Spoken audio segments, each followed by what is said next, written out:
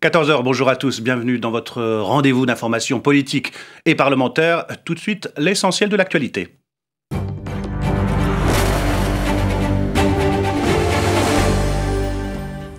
C'est enfin le grand jour pour la ministre du Travail, Myriam El Khomri. Le texte de la très controversée loi travail a été présenté aujourd'hui en Conseil des ministres, alors qu'une nouvelle journée de mobilisation des organisations de jeunesse et syndicales est attendue. Ce sondage, 71% des Français seraient opposés à la loi travail. L'unique gagnant du projet de la loi travail reste aux yeux de l'opinion le patronat. C'est selon cette enquête. Les ministres de l'Intérieur et de la Justice de l'Union européenne se réunissent aujourd'hui à Bruxelles, 2 jours après les attentats qui ont fait 31 morts et plus de 300 blessés. Du côté de l'enquête, 3 kamikazes ont été identifiés, mais la police belge est toujours à la recherche de 2 suspects. François Hollande a adressé un message de fermeté à l'Europe, c'est ce qu'a rapporté le porte-parole du gouvernement, Stéphane Le Foll. On l'écoute. Le message qu'a voulu faire passer le président de la République ce matin, c'est celui de la fermeté de la France sur un certain nombre de décisions qui concernent, vous le savez, le fameux PNR européen, qui n'est toujours pas adopté, sur les questions aussi de lutte contre le trafic d'armes. Là-dessus, le ministre de l'Intérieur y reviendra avec clarté et aussi fermeté. Et puis sur l'échange des données à l'échelle européenne. Et là, ça concerne les pays et les ministres de l'Intérieur et de la Justice. Il faut que ces échanges de données Schengen soient partagés pour qu'on puisse avoir une lutte qui soit coordonnée et cohérente à l'échelle européenne. Le petit village de Vernay dans les Alpes de Haute-Provence rend hommage aux victimes du crash de l'A320 de la Germanwings. Sur ces images, des proches des victimes ainsi que les PDG des compagnies Germanwings et Lufthansa se sont recueillis et ont déposé une couronne de fleurs. 600 personnes sont attendues sur place pour une commémoration au pied des montagnes où l'appareil a été volontairement précipité par le copilote. C'était il y a un an, jour pour jour. Le D-Day pour Myriam El Khomri, c'est le grand jour pour la ministre du Travail. Le texte de la très controversée loi travail était présenté aujourd'hui en Conseil des ministres, alors qu'une nouvelle journée de mobilisation des organisations de jeunesse et syndicales est attendue. Le point avec Elsa Mondagava et Valérie Brochard. Alors qu'elle déchaîne déjà les passions, la loi travail a été présentée en Conseil des ministres ce matin.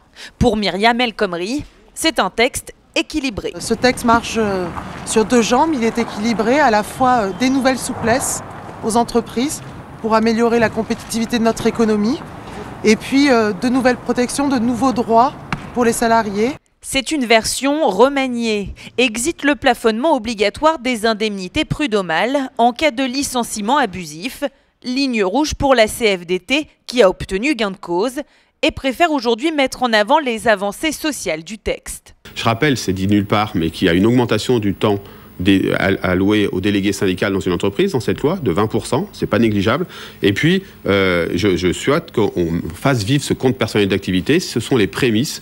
Demain, la protection sociale, ce sera des droits attachés aux personnes pour les aider dans tout leur parcours professionnel. La majorité des autres syndicats de salariés est hostile au texte, tout comme les organisations lycéennes et étudiantes. Tous manifestent en ce moment. Ils dénoncent la philosophie même du texte, en particulier l'assouplissement des règles du licenciement économique. Les organisations patronales, elles, auraient préféré que le gouvernement s'en tienne à la version première du texte. Cette version 2 ne sert à rien et induit des complexités. Il y a quelques avancées, certes, mais si vous voulez, nous, c'est pour ça que nous sommes réunis aujourd'hui, c'est pour dire on arrête là, stop, ça suffit, et revenons à l'ambition initiale. Le droit du travail est un monument de complexité, il faut le simplifier, on a une occasion unique de le faire, faisons-le. Après la bataille de l'opinion, la bataille parlementaire va bientôt commencer. Le projet de loi sera examiné en commission des affaires sociales à partir du 5 avril prochain. Oui, c'est un nouveau départ, n'a de cesse de répéter Manuel Valls, pour tenter de gommer la cacophonie du démarrage.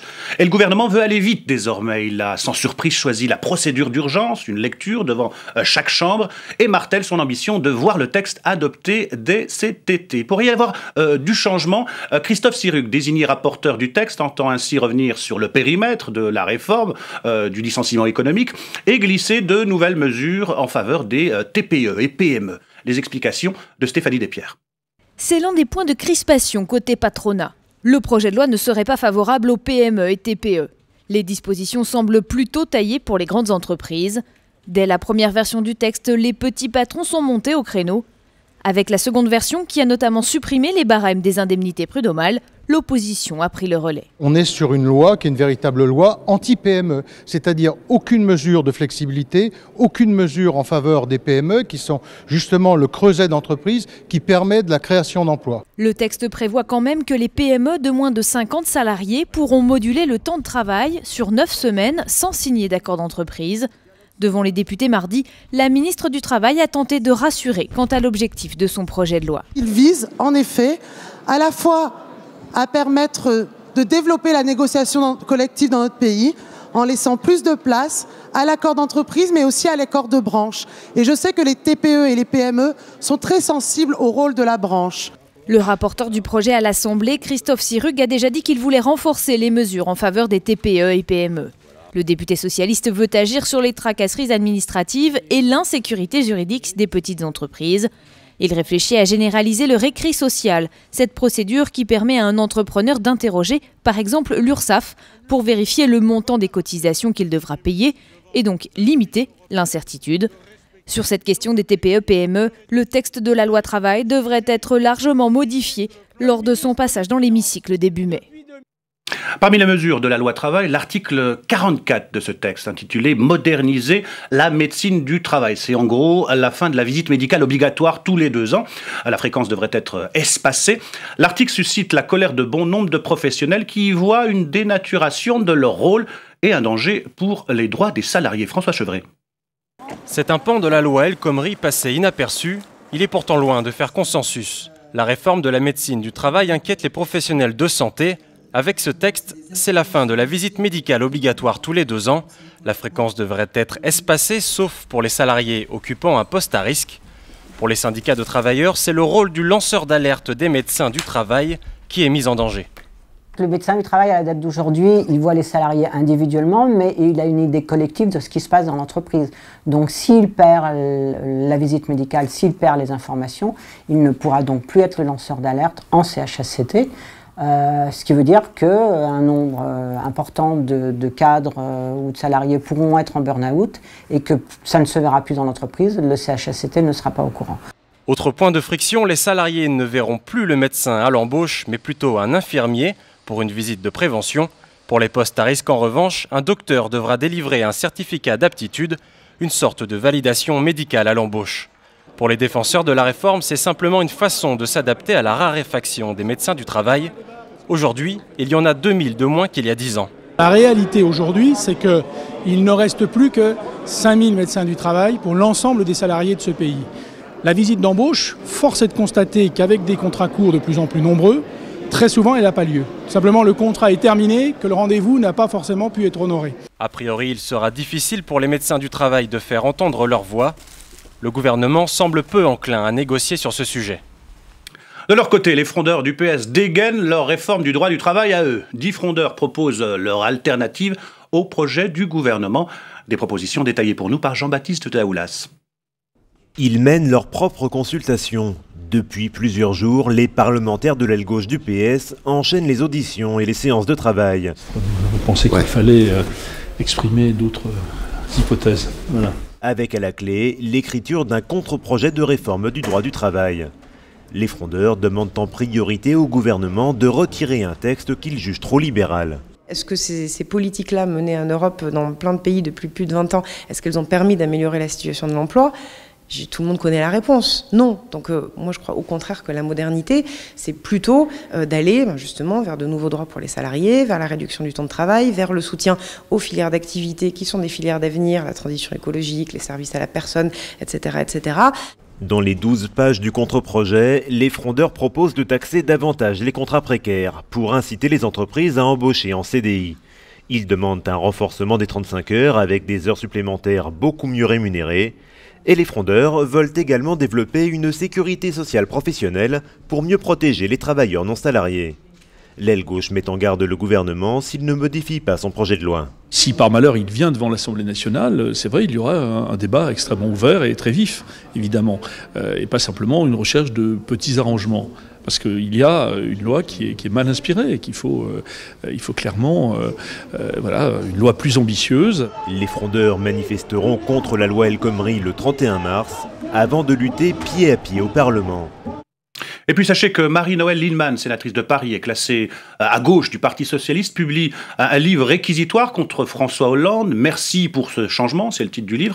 Un livre dans lequel elle demande que son parti organise des primaires pour désigner son candidat à la présidentielle. Elle s'y porte d'ores et déjà candidate. Elle l'a dit ce matin sur le plateau de Politique Matin sur LCP. Écoutez. Est-ce que vous êtes candidate à la primaire de la gauche? Oui, et ma première bataille, c'est d'abord d'obtenir la primaire. Parce qu'aujourd'hui, le risque est grand que tout le monde fasse semblant. On est tous pour la primaire, mais on traîne, on ne veut pas dire. Il est donc important qu'au Conseil national du 9 avril du PS, puisque c'est à ce moment-là que les choses devront être décidées, qu'il soit clairement affirmé que le Parti socialiste souhaite des primaires, qu'elle souhaite qu'elles soient largement ouvertes à gauche, mais que même si elles n'étaient pas largement ouvertes, il appliquerait ses statuts, c'est-à-dire des primaires ouvertes à tous les citoyens, même si l'ensemble des forces de gauche n'y participent pas. Deuxièmement, il faut un calendrier raisonnable qui permette au chef de l'État, s'il en a l'intention, de pouvoir se présenter, sans être en campagne trop tôt, mais pas non plus trop tard, parce qu'on voit bien que l'idée de dire on attend ce que veut faire François Hollande, ça risque de démanteler toute chance de primaire réussie. Les suites des travaux de la commission d'enquête sur la lutte contre le terrorisme, elle a reçu hier les syndicats de police. Certains réclament que chaque patrouille de police ait au moins un pistolet mitrailleur à bord de leur véhicule. Était entendu Jean-Luc Taltavul, c'est le secrétaire général adjoint du syndicat des commissaires de la police nationale. Écoutez son témoignage sur la journée du 13 novembre 2015. Il raconte un échange entre un policier et un militaire ce jour-là. C'est assez édifiant, écoutez. Il y avait des gens de Sentinelle qui étaient à proximité du Bataclan. On a un collègue qui nous racontait l'anecdote d'un gradé d'une brigade anticriminalité qui a dit sur la porte de secours, qui a dit allez à des militaires qui étaient là, allez on y va. C'est celui qui a fait un duel fusil à pompe contre Kalachnikov, là qu'on a vu, on a vu quelques images à la télé. Le détachement Sentinelle a dit non, j'ai pas d'ordre pour bouger. Alors il a dit passe-moi ton FAMAS. Enfin bon, on est entre gens de terrain, ils se parlent. Donc l'autre évidemment, son arme, il n'avait pas la lâcher. C'est pour ça qu'on revient à ce prépositionnement de moyens un peu durcis, pas forcément le G36, mais un pistolet mitrailleur dans les véhicules de police, comme les Allemands l'ont fait depuis 10 ans déjà, parce qu'ils ont été confrontés, et heureusement nous pas, à des tueries scolaires. Voilà, et cette dernière information, chapitre judiciaire, on vient de l'apprendre. La Cour d'appel de Paris déboute François Fillon de ses poursuites en diffamation contre Jean-Pierre Jouyet et les journalistes du Monde. Le journal avait rapporté des propos qu'aurait tenus l'ancien secrétaire général de l'Élysée, selon lesquels François Fillon aurait demandé une accélération des procédures judiciaires visant Nicolas Sarkozy.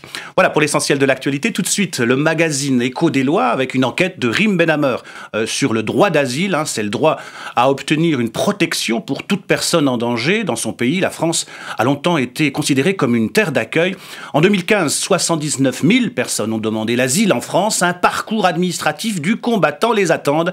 Seul un tiers des demandeurs obtiendront le précieux statut de réfugié. Regardez.